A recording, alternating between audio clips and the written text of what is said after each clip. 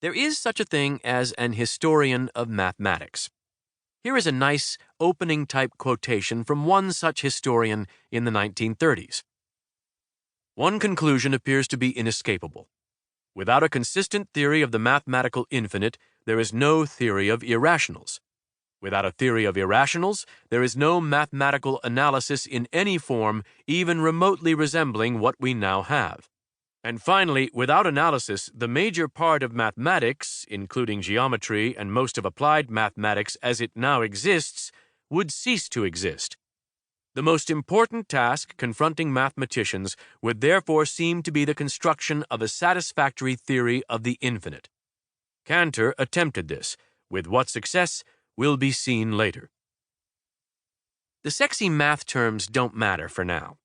The Cantor of the last line is Professor Georg F.L.P. Cantor, born 1845, a naturalized German of the merchant class and the acknowledged father of abstract set theory and transfinite math. Some historians have argued back and forth about whether he was Jewish. Cantor is just Latin for singer.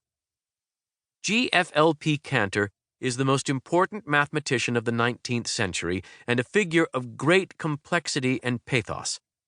He was in and out of mental hospitals for much of his later adulthood and died in a sanitarium in Halle in 1918.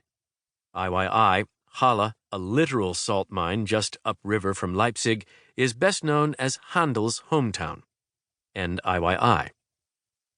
K. Gödel, the most important mathematician of the 20th century, also died as the result of mental illness. L. Boltzmann, the most important mathematical physicist of the 19th century, committed suicide. And so on.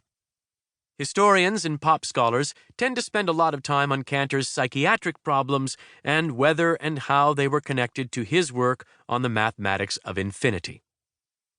At Paris's Second International Congress of Mathematicians in 1900, Professor D. Hilbert, then the world's #1 mathematician, described Georg Cantor's transfinite numbers as the finest product of mathematical genius and one of the most beautiful realizations of human activity in the domain of the purely intelligible.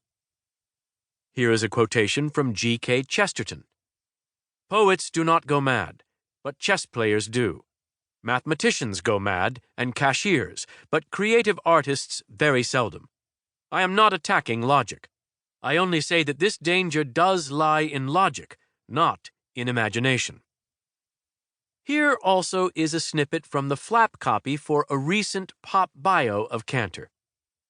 In the late 19th century, an extraordinary mathematician languished in an asylum. The closer he came to the answers he sought, the further away they seemed. Eventually it drove him mad, as it had mathematicians before him.